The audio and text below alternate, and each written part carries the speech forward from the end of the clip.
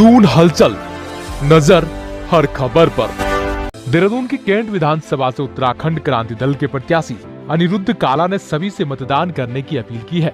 उन्होंने कहा कि मतदान न करना भी गलत प्रतिनिधि को चुने जाने में सहभागिता निभाता है। मेरी सभी जनता जनार्दन से अपील है कि 14 फरवरी को मतदान करने अवश्य जाएं। मतदान करना बहुत ज़रूरी है, क्योंकि मतदान ना करना भी गलत प्रतिनिधि को चुनने में सहभागिता निभाता है। तो आप अच्छा प्रतिनिधि चुनें, आप मतदान करने ज़रूर जाएं। और एक बहुत अच्छे विकल्प के तौर पर उत्तराखंड क्रांति दल 21 कैंट विधानसभा से मैं प्रत्याशी हूं, और आप लोगों के बीच रहने का मैंने वादा किया है। 25 साल की कम से कम मुझे सेवा दीजिएगा और कुर्सी वाले बटन पर इस बार आप वोट डालें। अनिरुद्ध काला ने बताया कि उन्होंने कैंट विधानसभा से हर क्षेत्र का दौरा किया है, लोगों की समस्याएं सुनी है, साथ ही ये भी जानने की कोशिश की है कि आखिर क्या कुछ ऐसा रह गया कि लोग राष्ट्रीय पार्टियों से परेशान हैं। उन्होंने कहा कि अब लोगों ने परिवर्तन का मन बना लिया है और यूकेडी प्रत्याशी को भारी बहुमतों से कैंट सीट से जीत मिलने जा रही है। हमने लगभग विधानसभा का हर कोना छुआ, हर उस जगह जाने की कोशिश करी कि जहां विधानसभा में समस्याएं और लोगों को परेशानियां हैं। समझने की कोशिश करी कि इतने 21 सालों में क्या ऐसा रह गया कि लोग इतने परेशान हैं इन राष्ट्रीय पार्टियों से। तो बहुत अच्छा प्रेम और बहुत अच्छा सपोर्ट लोगों द्वारा हमको मिला, और बदलने की पूरी इच्छा बना चुके हैं लोग। इस बार परिवर्तन होना है और उत्तराखंड क्रांति दल को प्रचंड बहुमत से ये वाली सीट जो है जनता उस कुर्सी पे, जो कि हमारा चुनाव चिन्ह है, बैठाने वाली है। और आप देखिएगा ये जो परिवर्तन है ऐतिहासिक होगा। ये प्रेमनगर हो चाहे और कोई कोना हो, सब जगह ये जो परिवारवाद है इसके खिलाफ, और जो सिलेक्शन ऑफ कैंडिडेट है इसके खिलाफ लोगों में बहुत रोष है। और पार्टियों से भी लोग नाराज़ हैं, क्योंकि 21 साल तो दिए ही हैं, 21 साल तक काम करने का मौका दिया है, लेकिन कोई मूलभूत परिवर्तन उसमें हुआ नहीं है। जूं का त्यों जो जैसा चल रहा है वैसा ही चल रहा है। तो परिवर्तन के लिए ज़रूरी है कि हमें अपना प्रतिनिधि भी बदलना है। तो इसीलिए चाहे वो प्रेमनगर का कोना हो, चाहे वो बिंदाल के पास की आज़ाद कॉलोनी हो, सब लोगों का बराबर प्यार मिल रहा है, और आप देखिएगा ये परिवर्तन इस बार होगा। युवा सोच को लेकर आगे बढ़ रहे अनिरुद्ध को लगातार युवाओं का जबरदस्त समर्थन मिलता जा रहा है। वहीं मातृशक्ति का आशीर्वाद भी उन्हें मिल रहा है। इस बाबत अनिरुद्ध काला का कहना है कि महादान के रूप में जनता जो अपना वोट देती है उसे सकारात्मक दिशा में ले जाकर काम करना उनका प्रमुख उद्देश्य है, न कि कागजी विकास। साथ ही उनके कार्य करने के जज्बे को जनता देख रही है। वहीं इससे पहले भी उनके द्वारा तमाम सामाजिक कार्य किए गए हैं और जनता का इस बार उन्हें भरपूर समर्थन भी मिल रहा है। अनिरुद्ध का कहना है कि कैंट विधानसभा में सालों से केवल लूट की राजनीति हुई है और इस बार उत्तराखंड क्रांति दल को इस विधानसभा से ऐतिहासिक जीत मिलने जा रही है। इस बार परिवर्तन निश्चित है।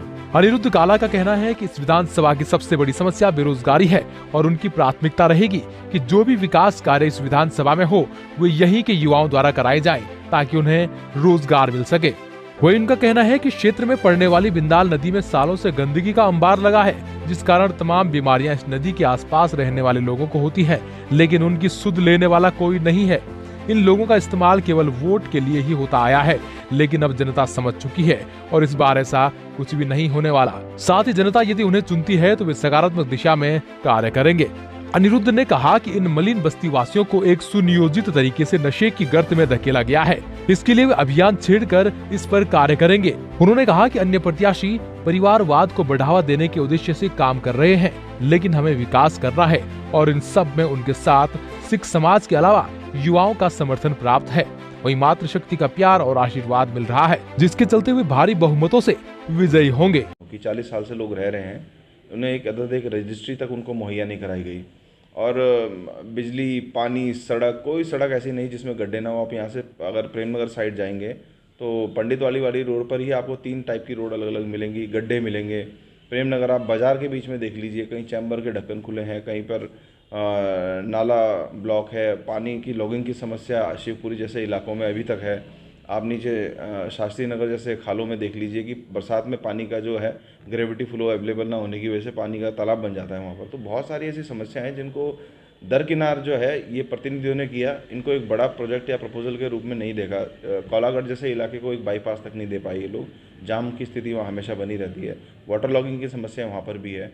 आपका संजय कॉलोनी से लेके गांधी ग्राम तक आप देखिएगा नदी के किनारे जो गंदगी का गुबार लगा हुआ है, उस गंदगी से डेंगू मलेरिया जैसी बीमारियों से लोग वहाँ हर साल ग्रसित रहते हैं। पतली पतली गलियाँ हैं, लेकिन ना पानी की निकासी की वहाँ पर सुविधा है, और बिजली के तार तो इस तरह से बेतरतीब तरीके से। तो आप देखिएगा हर जगह शहर के बीच की विधानसभा की ये हालत है, और लगातार एक ही विधायक के होने के बावजूद भी किस तरीके से यहाँ पर ये कागजी विकास हुआ है, ये इसको देख समझ चुकी है जनता और जवाब देने जा रही है 14 फरवरी को। एक तो मैं युवाओं को सबसे पहले फोकस में लेके चलूँगा, उनके लिए रोज़गार और स्वरोजगार की व्यवस्था करना। 70% आरक्षण जो हमारा प्राइवेट सेक्टर में भी है, उसको भी हम दिलवाने की कोशिश करेंगे, ये रहेगा। दूसरा हमारा महिला सशक्तिकरण, और जो हमारे वृद्ध हैं उनके लिए जो व्यवस्थाएं होनी चाहिए, जो उनका आधिकारिक तौर पर होनी चाहिए, चाहे वो सड़क पर महिलाओं के लिए आसपास शौचालय की व्यवस्था, जो कि किसी बाजार या चौराहे में मुझे देखने को नहीं मिलती, ये और CCTV तक लेकर के ये हम लोग करेंगे। और तीसरे विकल्प के तौर पर हम लोग घरों में कुटीर उद्योग को बढ़ावा देंगे।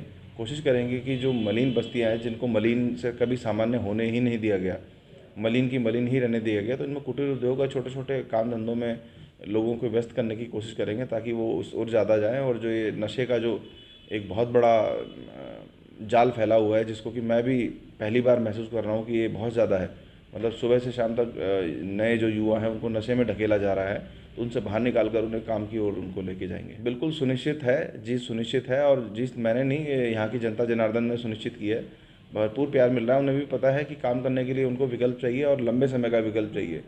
जिन लोगों की उम्र अभी शाम को 6 बजे कंबल में सोने की है, वो लोग क्या पब्लिक के बीच में रह कर के काम करेंगे। तो हम तो 24 घंटे पब्लिक के लिए उपलब्ध रहेंगे, और जनता भरपूर प्यार दे रही है। दून हलचल न्यूज के लिए देहरादून से अजय मित्तल की रिपोर्ट।